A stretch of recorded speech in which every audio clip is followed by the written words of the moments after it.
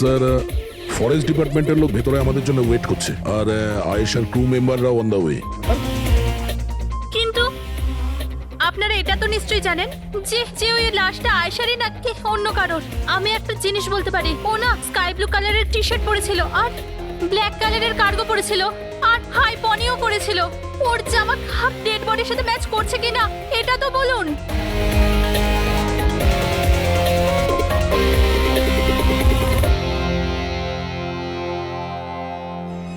ও, আপনি সেই officer? Yes sir.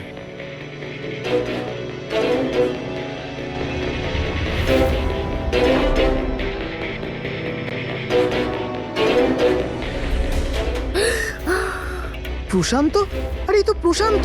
এক মিনিট, আপনারা কে আর ওকে কি করে চিনলেন? স্যার আমি মানিক, আর আমরা সবাই আয়েশার সাথে কাজ করি। আরে প্রশান্ত আমাদের গাইড। আয়েশা এনাকে লোকেশন খোঁজার জন্য বলেছিল, আর যখন আয়েশা হারিয়ে গেল তখন এই ওকে খুঁজতে গেছিল। এর এরকম অবস্থা, তাহলে আয়েশা কিরকম অবস্থায় আছে? না না না, না না, আয়েশার কিছু হয়নি, আমি বলছি তো, trust me. Sir please please আমার বোনকে খুঁজে বাঁচিয়ে নিন স্যার, প্লিজ স্যার, প্লিজ বাঁচিয়ে নিন। দেখো, তোমার বোনকে নিশ্চয়ই আমরা বাঁচাবো। আপনি ওনাকে একটু সাইডে নিয়ে যান। স্যার এই বডিটা আজ সকালেই আমরা পেয়েছি। এই আমাদের গাইড বাহাদুর, এই বডিটাকে প্রথম দেখেছে। এই প্রশান্ত কি একা গিয়েছিল আয়েশাকে খোঁজার জন্য? হ্যাঁ স্যার, কারণ ও জঙ্গলের সমস্ত রাস্তা চিনতো। যত ভালো করেই চিনুক না কেন, রাতের অন্ধকারে ঘন জঙ্গলে বিনা পারমিশনে বিনা গাইডে রাতে ঘোরাফেরা নিজে থেকে মৃত্যুকে ডেকে আনা, তোমরা খুব বড় ভুল করেছো। এই বডিটা এইভাবে পেয়েছি, জানি না দ্বিতীয়টা কি অবস্থায় পাবো। স্যার আচ্ছা এটা বলো যে এখানে কোনো হিংস্র জানোয়ার আছে? এরকম কোনো হিংস্র জন্তু নেই, ঘন জঙ্গল, হারিয়ে যাওয়ার ভয় আছে। কোনো জন্তু জানোয়ারের আঁচড় তো মনে হচ্ছে না, কিন্তু এটা ছুরির আঘাত বলে মনে হচ্ছে। একে ছুরি দিয়ে খুন করা হয়েছে।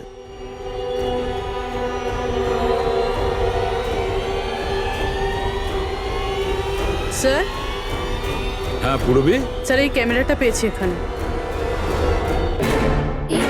এটা তো আয়েশার ক্যামেরা। হ্যাঁ স্যার, এটা আয়েশা 3 দিন আগে কিনেছিল। এটা চালিয়ে একবার দেখো তো। স্যার এটা অনই হচ্ছে না। কেন?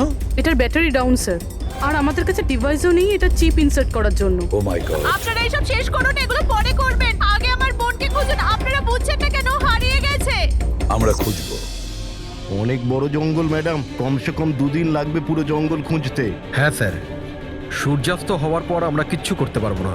আপনারা সার্চিং শুরু করে দিন, বাহাদুর আপনাদের নিয়ে যাবে।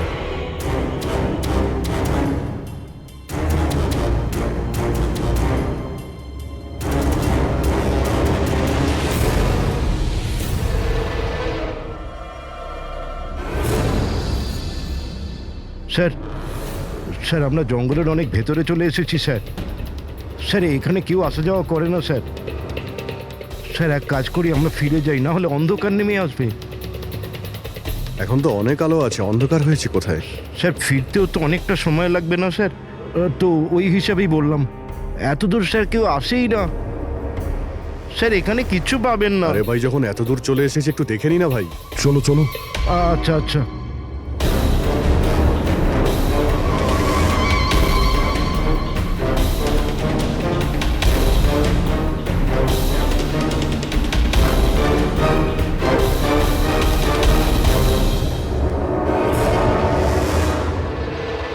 তোমরা এই জঙ্গলে ফিল্মের শুটিং করতে এসেছিলে, আর শুধুমাত্র আয়েশাই নিখোঁজ হলো, আর তোমরা ওকে খোঁজার চেষ্টাই করনি। স্যার আমরা খুব ভয় পেয়ে গিয়েছিলাম, আর এখানে ওয়েব সিরিজ শুট করার আইডিয়া আয়েশারই ছিল। স্যার আমরা ওকে আনিনি, ও আমাদের এনেছিল লোকেশন দেখাতে। হ্যাঁ স্যার, এই প্রশান্ত গাইড আয়েশার পরিচিত ছিল, আর এ কাছেই থাকতো আর জঙ্গলটাকে ভালো করে চিনতো। আর আমরা তো রাত্রিরে থাকার পর সকালে বেরিয়ে পড়তাম, সবকিছুই ঠিকঠাক চলছিল, লোকেশনও পেয়ে গেছিলাম। আর এরপর আমরা টেন্টের বাইরে আগুন জ্বালিয়ে খাবার বানাচ্ছিলাম। কটার সময়ের ঘটনা এটা? 5টা-6টা নাগাদ। আর তখনই হঠাৎ আয়েশা নিজের ক্যামেরা নিল আর জঙ্গলের দিকে যেতে লাগলো। জঙ্গলের দিকে যাচ্ছিল কেন? ও বলেছিল যে ও আশেপাশের একটুখানি ভিডিও করে হিরণকে পাঠিয়ে দেবে, আর এটাও বলেছিল আশেপাশেই থাকবে আর তাড়াতাড়ি ফিরে আসবে। তারপর অনেকক্ষণ পর্যন্ত যখন ও এলো না, তখন আমাদের মনে হলো যে কিছু গন্ডগোল আছে। এর আগে আমরা কিছু করতাম কি সেখানে প্রশান্ত চলে এলো, ও জানতে পারলো তো ও নিজেই খুঁজতে চলে গেল। আর ও আমাদের ওখানেই থাকতে বললো। ও বললো যে জঙ্গলটা খুব বিপজ্জনক আর আমাদেরও প্রাণের ঝুঁকি থাকতে পারে, ব্যাস এটা বলেই ও জঙ্গলে ঢুকে গেল স্যার। তার মানে ওই প্রশান্ত আর ফিরে আসেনি, আর তোমরা পালিয়ে গেছো এখান থেকে নিজেদের বাঁচাতে। না স্যার, আমরা ওখানেই ছিলাম যখন চিৎকারটা শুনলাম। 15-20 মিনিট পর্যন্ত একটা মেয়ের। স্যার স্যার ওই চিৎকার শুনে আমরা খুব ভয় পেয়ে গেছিলাম, আর তারপর আমরা ওখান থেকে পালিয়ে গেলাম। স্যার, আমরা খুব বড় ভুল করে ফেলেছি। চিৎকারটা শুনে আমাদের এখান থেকে পালানো উচিত হয়নি, আয়েশাকে সাহায্য করা উচিত ছিল। সত্যিই তোমরা একটা বড় ভুল করেছো। আয়েশার চিৎকার শুনে যদি তোমরা জঙ্গলে ঢুকতে, আয়েশা এখন আমাদের সঙ্গে থাকতো, আর প্রশান্ত ও হয়তো বেঁচে যেত। তুমি তো বলছিলে যে এত ভেতরে জঙ্গলের কেউ আসতে পারে না, এটা কি? স্যার আমি জানি না, কিন্তু এটা আমাদের ডিপার্টমেন্টের কখনোই নয়। জঙ্গলের মধ্যে টেন্ট, দেখছি এর ভেতরে কে আছে।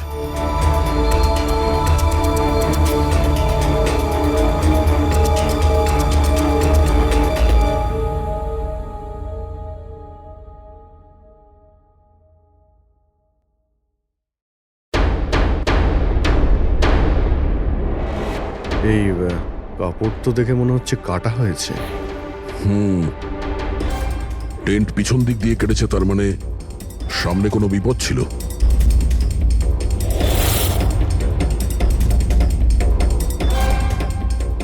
ছুরি, এটা দিয়েই কাটা হয়েছে। বাইরে গন্ডগোল হতেই পিছন থেকে কেটে পালিয়ে গিয়েছে।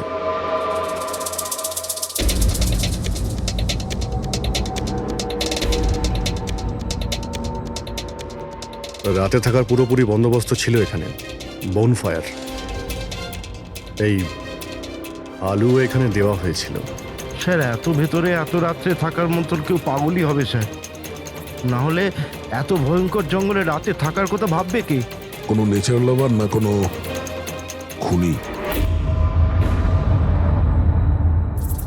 এই দেখো,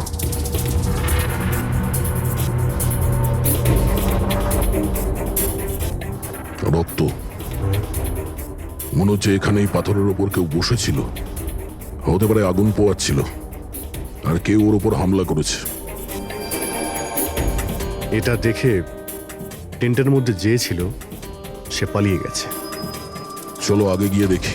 স্যার স্যার সূর্য অস্ত যাচ্ছে স্যার, ফিরতেও 2 ঘন্টা কমসে কম লাগবে। ফিরে যাই স্যার। ঠিক আছে, কালকে আবার আসবো। স্যার, আমরা আয়েশার টিমকে এই ছবিগুলো দেখিয়েছিলাম। ওরা বলল যে এই টেন্ট ওদের ক্যাম্পের নয়। স্যার, হ্যাঁ পুরবি, আয়শার ক্যামেরার চিপ। হিরালদি, তুমি এটা মিস করলে। আমি তোমায় বলেছিলাম না আমার সাথে এসো। জানো এখানে এত বেশি গ্রিনারি আছে। লুক অ্যাট দিস, এতগুলো গাছ। It's so beautiful. দিদি, আমি হাঁপিয়ে গেছি। মনে হচ্ছে আমি জঙ্গলের অনেক ভেতরে এসে গেছি। জঙ্গল তো পুরো একই রকমের না? আমি রাস্তা খুঁজে নেব, খুব একটা মুশকিল নয়।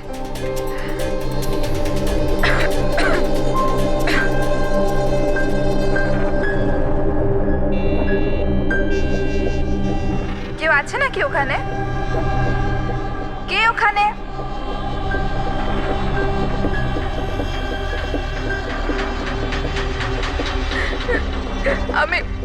আমি ফেঁসে গেছি এখানে।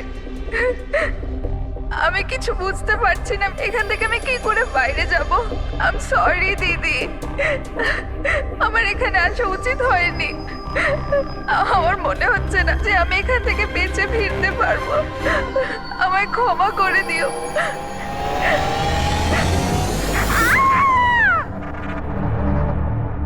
অভিজিৎ, যে কোনো পরিস্থিতিতে এই মেয়েটাকে ওই জঙ্গল থেকে উদ্ধার করতে হবে। গুলো রোজ ব্যবহার করত, আমি সেই প্রত্যেকটা জিনিস থেকে ডিএনএ স্যাম্পল নিয়েছি, কিন্তু আশ্চর্যের ব্যাপার কোনো স্যাম্পলই আয়েশার ডিএনএ এর সঙ্গে ম্যাচ করছে না। কি? কিন্তু হ্যাঁ, খুনির ব্যাপারে একটা খুব গুরুত্বপূর্ণ সূত্র পেয়েছি। সেটা কি স্যার? বস, এই ডিএনএ প্রোফাইলটা দেখো। এই দুটো ডিএনএ প্রোফাইলই দুটো আলাদা আলাদা লোকের। কিন্তু অদ্ভুত ব্যাপার হচ্ছে যে দুটো প্রোফাইলে আমি একই লোকের শরীর থেকে পেয়েছি, প্রশান্ত শরীর থেকে। প্রশান্ত শরীর থেকে? হ্যাঁ বস। সেটা কিভাবে? প্রশান্তর মৃত্যু অগণিত ছুরির আঘাতের জন্য হয়েছে, আর ওর শরীরে যে খাবার চিহ্নটা আছে সেটা আসল নয়, তৈরি করা হয়েছে নকল। আর সবচেয়ে আশ্চর্যের ব্যাপার হচ্ছে যে প্রশান্তের লাশের থেকে আমি ওর রক্ত ছাড়া আরো কারো রক্ত পেয়েছি। এখন এই রক্তটা কোনো পুরুষের না নারীর সেটা আমি বলতে পারবো না, কারণ ওই রক্তটা প্রশান্ত রক্তের সঙ্গে মিশে গেছে। কিন্তু একটা কথা ঠিক বস, এই রক্তটা তখনই বেরিয়েছে যখন প্রশান্ত রক্ত বেরিয়েছে। অভিজিৎ, দয়া, নিশ্চয়ই এটা খুনিরই রক্ত। খুনি প্রশান্তর ওপর হামলা করে আর তখন নিজেকে বাঁচানোর জন্য প্রশান্ত ওর সঙ্গে মারামারি করে, আর খুনির রক্ত প্রশান্ত শরীরে লেগে যায়। তবে খুনিরও গুরুতর আঘাত লেগেছে, সামান্য আঘাতে এত রক্ত বেরোবে না তার। তার মানে খুনির শরীরে এখনো আঘাতের চিহ্ন থাকা উচিত। আরো একটা কথা বস, কি? টেন্টের পাশে যে পাথরের উপর রক্তের ছাপ ছিল সেই রক্তটা প্রশান্তরই। তার মানে পুরো ব্যাপারটাই ওই তাঁবুর আশেপাশে ঘটেছে।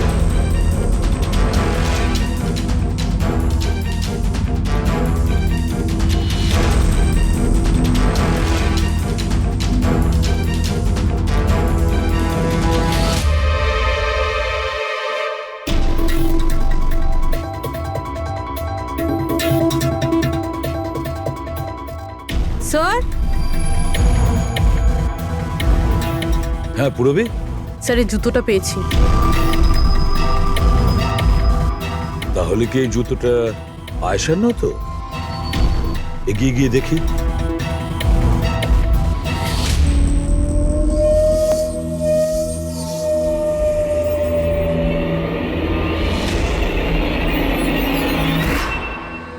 স্যার, হ্যাঁ এই দেখুন স্যার।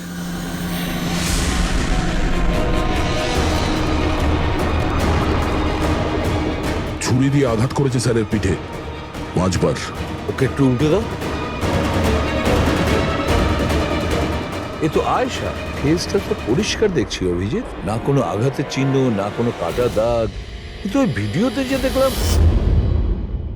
হ্যাঁ স্যার, ভিডিওতে এর মাথায় আঘাত লেগেছিল, রক্ত বেরোচ্ছিল। এখানে তো আঘাতের কোনো চিহ্নই নেই, একদম পরিষ্কার। তার মানে হলো ওই ভিডিওটা নকল। মানে আয়েশা অ্যাক্টিং আর মেকআপ দিয়ে দেখানোর চেষ্টা করেছিল যে ওকে কেউ মারতে চাইছে, খুন করতে চাইছে। কিন্তু এটা কেন করবে? স্যার, কেউ হয়তো মজা করবে, আর না হলে কোনো ভয়ঙ্কর পরিস্থিতি থেকে বাঁচার জন্য নাটক করছে। আর দুটো অবস্থাতেই এর মিথ্যেটা সত্যি হয়ে যায়। আর ও যা কিছু করেছিল, কেন করেছিল, সে তোর বন্ধু আর আত্মীয়রাই বলতে পারবে। সবাইকে ডেকে নাও। ফেডরিক, আয়েশার সমস্ত ফোন রেকর্ড চেক করো। দেখো এই ঘটনাটার পরে ও কাদের কাদের সঙ্গে কথা বলেছিল আর তারা সেই মুহূর্তে কোথায় ছিল।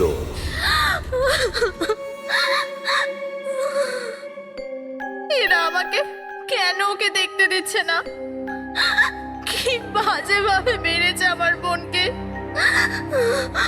আর এরা বলছে যে ও নিজের মৃত্যুর নাটক করেছে, নিজের মার্ডারের নাটক। আর ওই নাটক সত্যি হয়ে গেছে। ভুল বলছে ওরা, মিথ্যে। আমাদের আয়েশা এরকম করতেই পারে না। আপনারা ভুল অভিযোগ করছেন।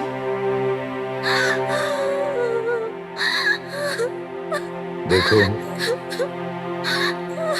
আপনার দুঃখ আমরা বুঝতে পারছি, কিন্তু এই অভিযোগ ভুল নয়, সত্যি। এটা আয়েশার ক্যামেরা থেকে যে থার্ড ক্লিপিংটা আমরা পেয়েছি, সেখানে আয়েশার মুখের উপরে অনেকগুলো ক্ষত চিহ্ন ছিল। কিন্তু যখন আমরা আয়েশার লাশটাকে পাই, তখন ওর মুখ আর গলা পরিষ্কার ছিল। কেন? কিভাবে? এই ভিডিওটাতে আয়েশা মজা করছিল না তো? ওর মজা করার স্বভাব ছিল না তো? একদম না। ওর জীবনে এত সমস্যা ছিল যে ও মজা করবার কথা ভাবতেই পারতো না। ও জঙ্গলে হারিয়ে গিয়েছিল, আর কোনো মানুষ এই সিচুয়েশনে মজা কি করে করবে? অন্য কারো কথা জানি না, কিন্তু আয়েশা এটা অবশ্যই করেছে। আর যদিও মজা করে না করে তো ইচ্ছে করেই করেছে। কি কেউ এটা কেন প্রমাণ করার চেষ্টা করবে যে তার সঙ্গে কিছু অন্যায় হয়েছে? আয়েশা এরকম কেন চাইবে? হ্যাঁ, ওর ওপর সত্যিকারের অ্যাটাক হয়েছিল, ও মারাও গেছে, ওটা আলাদা কথা, কিন্তু ও এই নাটকটা কেন করেছিল? কি সত্যি কি ও কোনো প্রবলেমে ছিল যার কারণে ওকে এই ড্রামাটা করতে হয়েছিল? হ্যাঁ, ও সমস্যায় ছিল, এমন সমস্যা যার থেকে ওকে মৃত্যুই বাঁচাতে পারতো। মানে তুমি কি বলতে চাইছো? স্যার, হ্যাঁ ফেডরিক, এটা আয়েশার কল রেকর্ডস। বিশেষ কিছু পেয়েছো? হ্যাঁ স্যার, একটা লোক আছে কেতন, সে আয়েশাকে অনেকগুলো মেসেজ আর কল করেছিল। এমনকি যেই রাতে আয়েশা খুন হয়েছিল সেই রাতেও ওর ফোন জঙ্গলের কাছেই ছিল, 2 কিলোমিটারের মধ্যে। এই কেতনকে? খুনের রাতে ও জঙ্গলের আশেপাশেই ছিল। কে? হ্যাঁ, স্যার, ও মানে আলাদাই থাকতো। যদি যদি আয়েশা ওর মৃত্যুর নাটক করে থাকে তাহলে তার পেছনে কেতনের হাত থাকতে পারে। কেতন আয়েশার হাজবেন্ড, আর আপনাদের মধ্যে কেউ এই কথাটা আমাদের বলার প্রয়োজন মনে করলেন না। হ্যাঁ, কিন্তু কেতনের জন্য নিজের মৃত্যুর নাটক কেন করতে যাবে? আমার মনে হয়েছিল যে আমরা কেতনের থেকে মুক্তি পেয়ে গেছি, কিন্তু আমি কি করে জানবো ওই আমার বোনের প্রাণ নিয়ে নেবে? হিরেন প্লিজ, কেতনই আমার বোনকে মেরেছে। আমি বলছি তুমি নিজেকে কেতনই সামলাও মেরেছে। প্লিজ। কেঁদো না প্লিজ, কাম ডাউন। আপনারা প্লিজ নিজেদের মধ্যে কথাবার্তাটা থামান আর আমাদের বলুন কি ব্যাপার। আমি আপনাদেরকে বলছি, আসলে আজ থেকে 2 বছর আগে কেতন আর আয়েশার একটা ট্রিপে আলাপ হয়েছিল। আয়েশা কেতনকে বিয়ে করেছিল। তাড়াহুড়োতে সিদ্ধান্ত নেওয়ার শখ ছিল ওর, কিন্তু জানতো না ও এই সিদ্ধান্তটা কতটা ভুল নিয়েছিল। কেতন ওর যোগ্য ছিল না, একটা পাগল লোক ছিল, পজেসিভ ছিল, ওর জীবনটা অতিষ্ঠ করে রেখেছিল। এই জন্য 6 মাস আগে ওকে ও ছেড়ে দেয়। এছাড়া আর কি করতো? আমরা সবাই দেখেছিলাম ওকে কিরকম টর্চার করা হতো। মানিক, আজকে সব অডিশনে ক্যামেরাতে আছে, স্ক্রিনে প্লে কর, স্যারকে দেখাতে হবে। আর আয়েশা এক্ষুনি এসে যাবে। ঠিক আছে। আয়েশা, আয়েশা, কি হয়েছে? Are you okay? আয়েশা তুই ঠিক আছিস? কি করে হলো এসব? কে করলো এসব? আরে তোমরাও না কত প্রশ্ন করো, কিচ্ছু হয়নি আমার। আসলে কি হয়েছে, ওই তাড়াতাড়িতে সিঁড়ি দিয়ে নামছিলাম আর পা পিছলে গেছে। চুপ কর আয়েশা, কত কভার আপ করবি? আমি তো এটা বুঝতে পারছি না, তুই ছেড়ে দিচ্ছিস না কেন ওই মানুষটাকে? আমি ছেড়ে দিলেও ও আমায় ছাড়বে না। আরে আইন বলে কিছু আছে নাকি? পুলিশের হাতে তুলে দিও ওকে। কেউ ওর কিচ্ছু করতে পারবে না। ওকে যদি পুলিশে ধরেও নিয়ে যায়, ও সেখান থেকেও চলে আসবে আর আমাকে খুঁজে বার করবে, তারপর আমায় ছাড়বে না। কখন থেকে ফোন করছি তোকে আমি? হ্যাঁ, ধরছিলিস না কেন? এখানে বসে টাইম পাস করছিস? হ্যাঁ না কেতন, তোরা তো সাহস কি করে হলো? কেতন, আমি ডাক্তারের কাছে গেছিলাম তাই ফোন সাইলেন্ট ছিল, অন করতে ভুলে গেছি। ওকে, ডক্টর, হ্যাঁ আজকাল খুব বেশি যাচ্ছিস না ওর কাছে? কেতন কি বলছো? এরকম কিচ্ছু নয়। আর তুমি বললে আমি ডাক্তারের কাছে আর কোনোদিন যাবো না। আমাকে প্লিজ ছেড়ে দাও, আমাকে ক্ষমা করে দাও। তোকে তোর যোগ্যতা দেখাই, চ। কি করছে এসব? ছাড়ো ওকে। এই নিজের কাজে মন দে, বুঝেছিস? এনাফ। এনাফ। মানুষ না, এই কেতন তো জানোয়ার। তোমরা কেতনের ব্যাপারে আমাকে আগে বলনি কেন? আপনারা যা বললেন সেটা শুনে তো মনে হচ্ছে কেতনই আমাদের প্রাইম সাসপেক্ট। মনে হচ্ছে কেতনের কারণেই সেটা করেছে। আর কেতন আয়েশার অভিনয়টাকে বাস্তবে পরিণত করেছে। যদি যদি তোমরা কেতনের ব্যাপারে আমাকে একটু আগে জানাতে পারতে। গত 6 মাস ধরে আয়েশা আমাদের সাথেই ছিল, আর এর মধ্যে একবারও তো কেতনের সাথে দেখাও করেনি। আর শহর থেকে এত দূরে জঙ্গলে আসতে পারে সেটা তো আমরা ভাবিইনি। এই ধরনের পাগল আর সন্দেহবাতিক লোক যে কোনো কিছুই করতে পারে। হ্যাঁ, কেতনের অ্যাড্রেস আর টেলিফোন নাম্বারটা আমাদের দেবেন।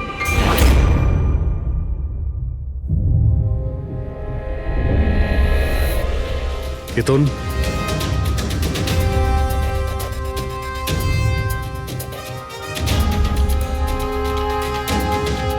স্যার, এই ফটোগুলো দেখে তো মনেই হচ্ছে না যে দুজনের মধ্যে কোনো ঝামেলা ছিল।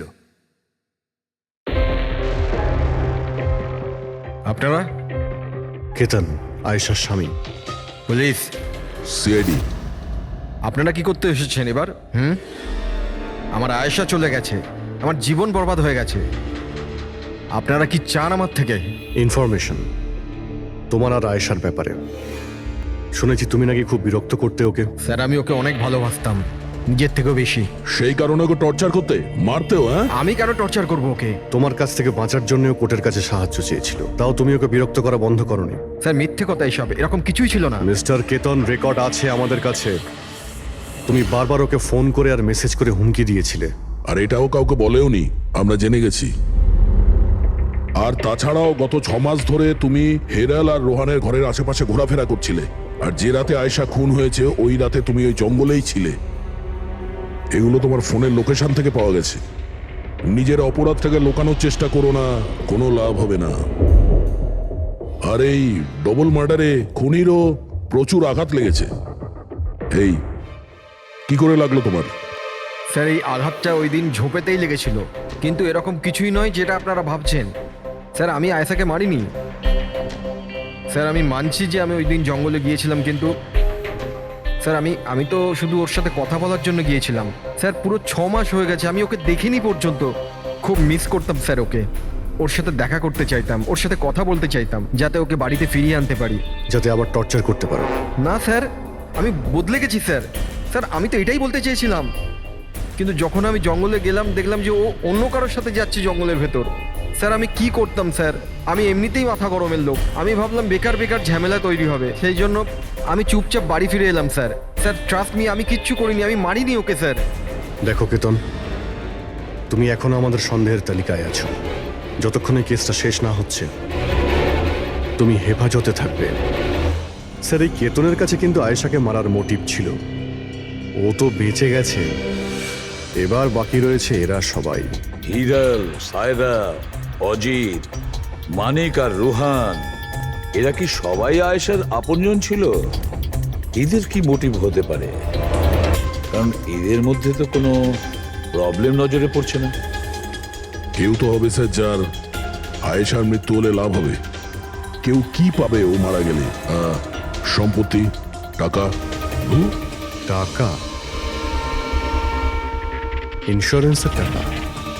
হ্যাঁ, ইন্স্যুরেন্স। রবি, ফেডরিক, একটা কাজ করো, এই শহরে যতগুলো ইন্স্যুরেন্স কোম্পানি আছে সেখানে গিয়ে খোঁজ নাও আয়েশার নামে ওদের কাছে কোনো লাইফ ইন্স্যুরেন্স পলিসি আছে কিনা।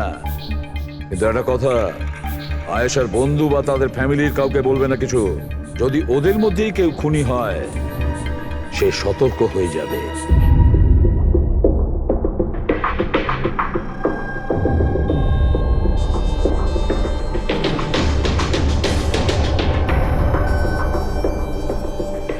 ওকে, থ্যাঙ্কস স্যার। হ্যাঁ ফেডরিক, আয়েশার অ্যাকাউন্টে মাত্র 1 লাখ টাকা আছে, কোনো ফিক্সড ডিপোজিট পর্যন্ত নেই।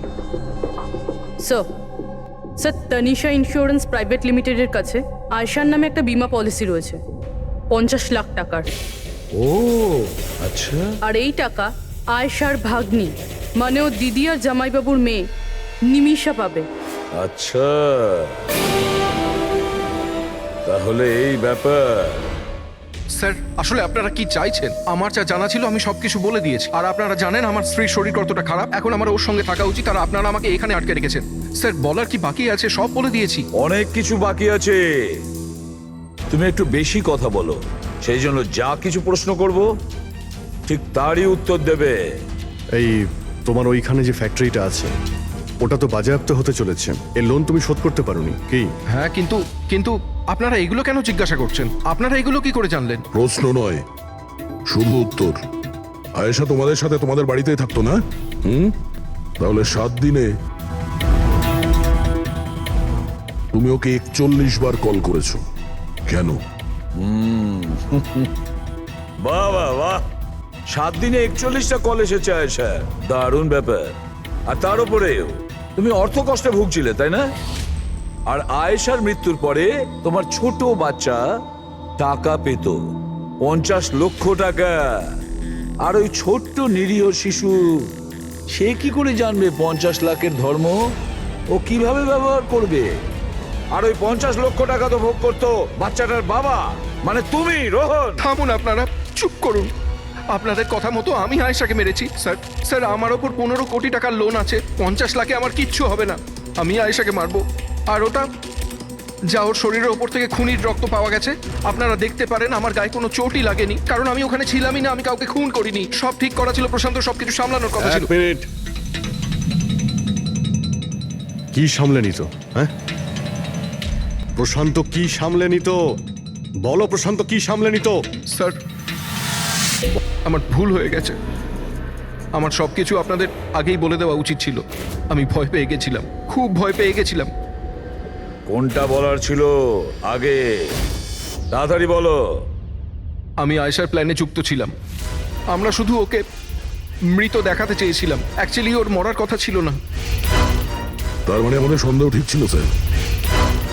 সবকিছু ঠিক ছিল। ওই ভিডিওটা নকল ছিল, শুধু কেতনের থেকে বাঁচার জন্য ছিল। আর তুমিও এই প্ল্যানে জড়িত ছিলে। স্যার, কেতন আয়েশার জীবন অতিষ্ঠ করে দিয়েছিল। ও বেচারি চুপ থাকতো, কাউকে কিছু বলতো না। স্যার, একদিন লিমিট ক্রস করে গেল, সব সীমা ছাড়িয়ে গেল। ওর মনে হলো কেতন ওর জন্য কোনো বড় বিপদ হতে পারে। ও আমাকে বলেছিল স্যার। স্যার, স্যার, কেতন পাগল ছিল। পুলিশ বা ডিভোর্স ওর কেউ কিচ্ছু করতে পারতো না। আয়েশা ও থেকে পার্মানেন্ট মুক্তি পেতে চাইছিল, চিরদিনের জন্য। আমি হাঁপিয়ে গেছি জিজু। এখন তো ডিভোর্স আমাকে কেতনের থেকে বাঁচাতে পারবে না। যেটা আমায় ওই কেতনের হাত থেকে বাঁচাতে পারে সেটা শুধু আমার মৃত্যু।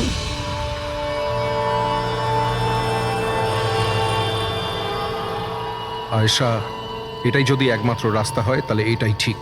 তোমার মৃত্যু তোমায় কেতনের হাত থেকে বাঁচাতে পারে। মরে যাও। হোয়াট? রিল্যাক্স। আমার কাছে একটা আইডিয়া আছে। আমাদেরকে এমন কিছু করতে হবে যাতে মনে হয় আয়েশা মরে গেছে। তোমার সাথে কোনো দুর্ঘটনা হলো বা কেউ তোমাকে মেরে দিল, আর বডিকে এতটা খারাপ করে দেওয়া হলো যে কেউ চিনতে না পারে আয়েশা। তারপর তুমি এখান থেকে অনেক দূর চলে যাবে, আর তোমার ওই ইন্স্যুরেন্সের টাকা যেটা মিমির নামে আছে আমি তোমাকে পৌঁছে দেব। 50 লাখ টাকা দিয়ে একটা নতুন জায়গা, নতুন লাইফ, নতুন করে শুরু করবে। কিন্তু জিজু, আমি বেঁচে থাকাকালীন আমার লাশ কোথা থেকে আসবে? ওর জন্য টেনশন নিও না, আমি সবকিছু করে নেব। আমার এক বন্ধু আছে প্রশান্ত, ও আমার জন্য অনেক কাজ করে দিয়েছে। কিন্তু হ্যাঁ আয়েশা, এরপরে তুমি কখনো জীবনে আমার সাথে, মিমির সাথে, হিরালের সাথে কোনোদিন দেখা করতে পারবে না। হ্যাঁ, কিন্তু ওই পাগল লোকটার থেকে তুমি সারা জীবনের জন্য মুক্তি পেয়ে যাবে। তুমি মুক্ত হয়ে যাবে। সবকিছু ঠিক ছিল, সবকিছু প্ল্যান মাফিক চলছিল। আমি আয়েশা আর প্রশান্তর সঙ্গে ফোনে যোগাযোগ রেখে চলছিলাম। তারপর জানি না হঠাৎ করে ফোন কেটে গেল। আমি জানতাম ওখানে একটা মেয়ের মৃতদেহ পাওয়া যাবে, যার ব্যবস্থা আমি বাধ্য হয়ে করেছিলাম। শুধু আয়েশার জামা কাপড় ওই মেয়েটিকে পরানোর কথা ছিল। ওর মুখটা এত খারাপ ছিল যে কেউ চিনতেও পারতো না। কিন্তু স্যার, সিরিয়াসলি আমি তো শকে ছিলাম। ওটা মেয়েটার নয়, প্রশান্তের বডি ছিল। স্যার, প্রশান্ত তো আয়েশাকে সকাল হওয়ার আগেই জঙ্গল থেকে অনেক দূরে নিয়ে যাওয়ার কথা ছিল, কোনো সেফ জায়গায়। কিন্তু হঠাৎ করে কি হয়ে গেল স্যার? স্যার, আমার যতটা জানা ছিল আপনাদের বলে দিয়েছি স্যার। স্যার, প্রশান্তকে কে মেরেছে, আয়েশাকে কে মেরেছে আমি জানি না। স্যার, তার মানে তৃতীয় কোনো ব্যক্তি ছিল যে প্ল্যানটার ব্যাপারে জানতো, যে আয়েশাকে চিনতো, প্রশান্তকেও চিনতো, আর ওই সময় ওই জঙ্গলেই ছিল। কোনো তৃতীয় ব্যক্তি? হ্যাঁ, কোনো তৃতীয় ব্যক্তি। তোমার প্ল্যানের হিসাবে টেন্টে প্রশান্ত এবং আয়েশা থাকার কথা ছিল, কিন্তু টেন্টের পাশে একটা পাথরের উপর প্রশান্তর রক্ত পাওয়া গেল, আর ওই টেন্টটা পেছন থেকে ফাটা ছিল। মানে আয়েশা টেন্টের সামনে থেকে যাওয়ার বদলে পেছন থেকে ছিঁড়ে বেরিয়েছে। মানে ও বিপদটা আগে থেকে বুঝতে পেরেছিল। হতে পারে ও প্রশান্তর সঙ্গে যা কিছু হয়েছিল সেটা দেখে ফেলেছিল। ইট ইজ ক্লিয়ার যে ওখানে কোনো তৃতীয় ব্যক্তি ছিল। ও প্রথমে প্রশান্তকে মেরেছে, তারপর আয়েশার পেছনে দৌড়েছে। কারেক্ট। যদি ভালো করে দেখা যায় তাহলে ওই রাতে জঙ্গলে এটাই হয়েছিল যে প্রশান্ত আর আয়েশা জঙ্গলে যায়। আয়েশা টেন্টের ভিতরে ঘুমোচ্ছিল আর প্রশান্ত বাইরে বসে আগুন জ্বালাচ্ছিল। এর মধ্যে সেই তৃতীয় ব্যক্তি ওইখানে যায় আর প্রশান্তর সঙ্গে ঝামেলা বাঁধে। আর সেই ব্যক্তি ওর উপরে আক্রমণ করে, আর আয়েশা টেন্টের পিছন দিয়ে পালিয়ে যায়। আর ওই ব্যক্তি প্রশান্তকে নির্মমভাবে হত্যা করে আর আয়েশার পিছনে ধাওয়া করে। তাহলে তৃতীয় ব্যক্তিটা কে, যে আমাদের প্ল্যানের ব্যাপারে জানতো আর জঙ্গলকেও ভালো করে জানতো, তাই এত রাতে টেন্টে পৌঁছেছিল? হ্যাঁ এই সমস্ত চিন্তা আপনি করবেন না রোহন বাবু। এই তৃতীয় যে আছে না, তাকে তো আমরা ধরেই ছাড়বো। হ্যাঁ, হোক বা না হোক, এই ধাঁধার সমাধান এখানে আছে, এর মধ্যে, কিন্তু আমরা দেখতে পাচ্ছি না। খুনি হবে তো স্যার এদের মধ্যেই কেউ, কিন্তু আমরা দেখতে পাচ্ছি না। রবি, ওই ক্লিপিংটা চালাও যেটা আমরা আয়েশার ক্যামেরা থেকে পেয়েছিলাম, ফার্স্ট ক্লিপ।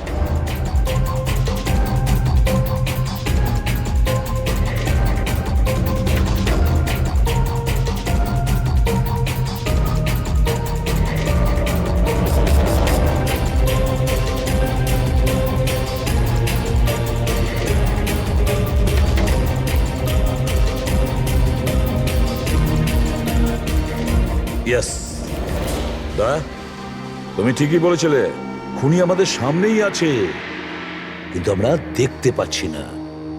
একটা কাজ করো, সবাইকে জঙ্গলে ডেকে নাও, তখনই বোঝা যাবে।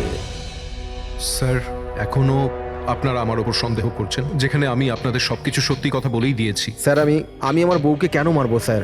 আমি তোকে ভালোবাসি স্যার। আমার বোনের খুনিকে খোঁজার বদলে আপনারা আমাদেরই জিজ্ঞাসাবাদ করছেন। আর ওর গায়েব হওয়ার খবর তো আমি হিরাল ম্যামকে দিয়েছি। আর আমরা যদি কিছু করতাম তো আমরা কেন ফোন করতাম? হ্যাঁ, কিন্তু কেউ তো আয়েশাকে খুন করেছে, আর কে খুন করেছে সেটা আমরা জানি। আয়েশাকে খুন তোমাদের মধ্যেই কেউ করেছে, তোমাদের মধ্যেই কেউ। আমাদের মধ্যে কে হতে পারে স্যার? এখনই জানতে পারা যাবে। রোহন, তুমি একটা কথা বলো, আয়েশা রেকির জন্য তোমার বাড়ি থেকে দুর্ঘটনার একদিন আগেই গিয়েছিল না? হ্যাঁ স্যার, একদিন আগেই গিয়েছিল। আর এটা সেদিনেরই ছবি, তাই না? যেদিন ওর রেকিতে যাওয়ার কথা ছিল। আয়েশার অ্যাকাউন্ট ওই পোস্ট করেছে, তো ওরই হবে। আর আপনারা আমার বোনের খুনিকে খোঁজার বদলে এরকম ফালতু জিজ্ঞাসাবাদ করছেন, আমাদের উপরে ব্লেম করছেন। এতে কি প্রমাণ পাবেন আপনারা? এটাই যে তোমরা আয়েশাকে জীবন্ত দেখেছিলে শেষবার ওই দিনই, তারপরও নিখোঁজ হয়ে গেছিল, তোমরা আমাদের বলেছিলে। আচ্ছা, ও কি কি পরেছিল অপর্ণা, তুমি বলেছিলে, তোমার মনে আছে? হ্যাঁ, ওনা স্কাই ব্লু কালারের টি শার্ট পরেছিল আর ব্ল্যাক কার্গো প্যান্ট ছিল। হাই পনিও করেছিল। আপনার তো নিশ্চয়ই মনেই আছে। হিরাল, তুমি কি করে জানলে আয়েশা মরার সময় কি কাপড় পরেছিল?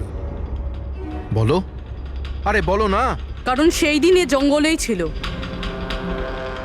এই প্রশান্তকে মেরেছে আর তারপর আয়েশার পিছনে দৌড়োয়, ওর পিছু নেয় আর ওকে মেরে ফেলে। আর প্রশান্তকে মারার সময় তোমার গভীর আঘাতও লাগে। দেখাও। হট সারুন, আমার দূরে থাকুন। হ্যাঁ, আমার থেকে। একে তো আপনারা আমার বোনের খুনিকে খুঁজে পাচ্ছেন না, তার উপরে আমার উপরে অভিযোগ দিচ্ছেন। হ্যাঁ, ব্যাস, অনেক অভিনয় করেছো, এবার ঠিক করে বলো, কেন মেরেছো তুমি আয়েশাকে? হ্যাঁ, আমি মেরেছি আয়েশাকে। আমি মেরেছি আয়েশাকে।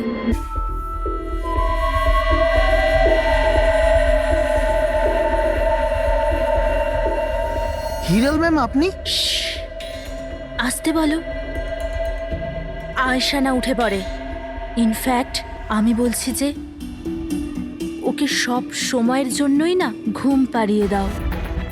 এটা কি বলছেন ম্যাডাম? রোহান তো তোমাকে আয়েশাকে সুরক্ষিতভাবে এই জঙ্গল থেকে বাইরে বার করার জন্য কত টাকা দিয়েছিল?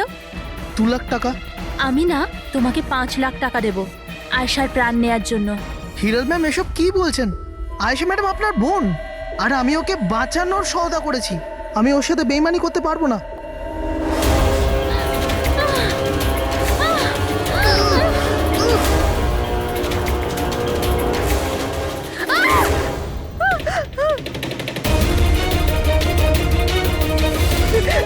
আয়েশা,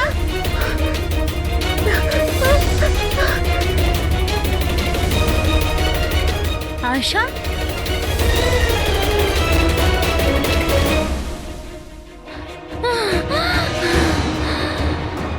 আয়েশা, আমার কাছে আয় আয়েশা, আমি তোকে বাঁচাতে এসেছি আয়েশা।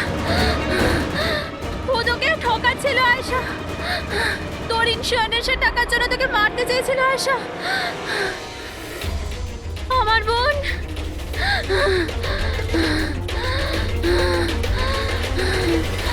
আয়শা।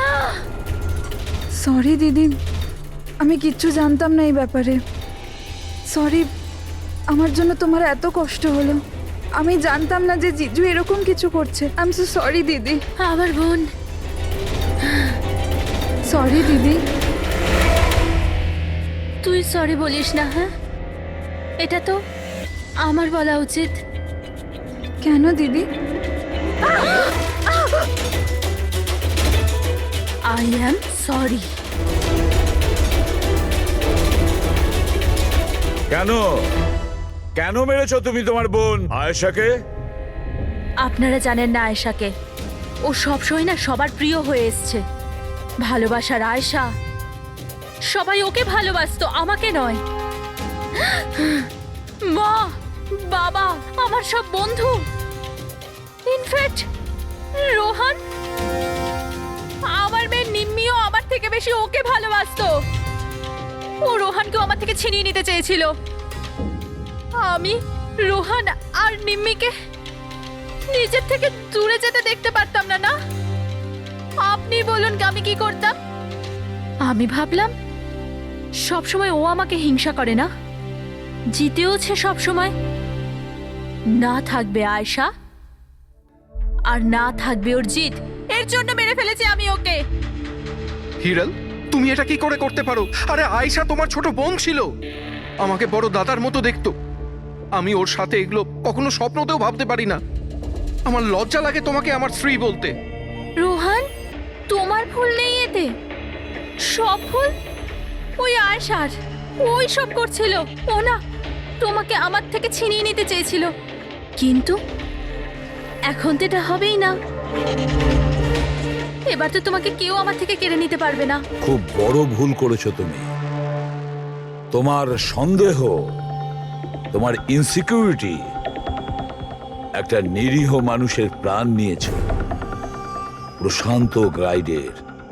আর তাছাড়াও তুমি তোমার আপন বোনকেও মেরেছ। আইন তোমাকে কঠোর থেকে কঠোরতম। কোথায় যাব? জঙ্গলে এসে গেছি।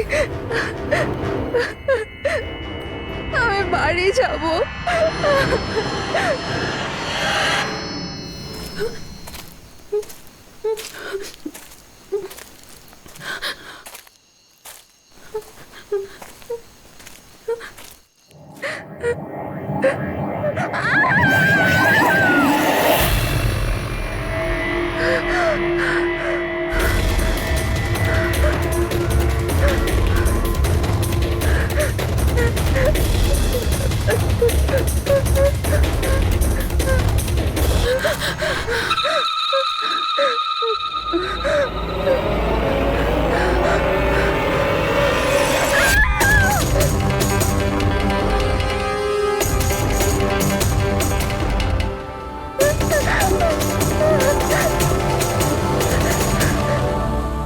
নেমে ঘুমিয়ে পড়েছে? হ্যাঁ, শুয়ে পড়েছে।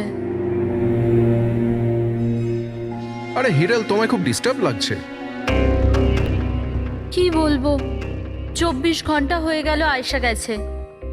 না তোর ফোন লাগছে, না ফোন করেছে।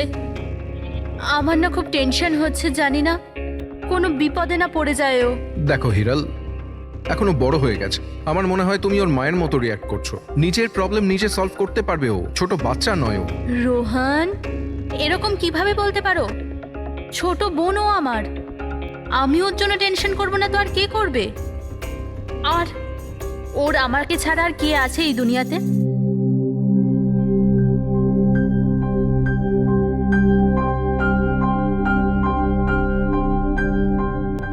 হ্যালো হ্যালো, আপনি কি হিরাল বলছেন? হ্যাঁ, আমি হিরল বলছি। আপনি কে? আমি মানিক। আমি আয়েশার সাথে কাজ করি। এখানে একটা বড় প্রবলেম হয়ে গেছে। প্রবলেম? আয়েশার সাথে কি হয়েছে? দেখুন, ও জঙ্গলে কোথাও হারিয়ে গেছে। ওকে খুঁজেও পাচ্ছি না আর ফোনেও পাচ্ছি না। আমাদের ভয় হচ্ছে যে ওর কিছু হয়ে যায়নি তো।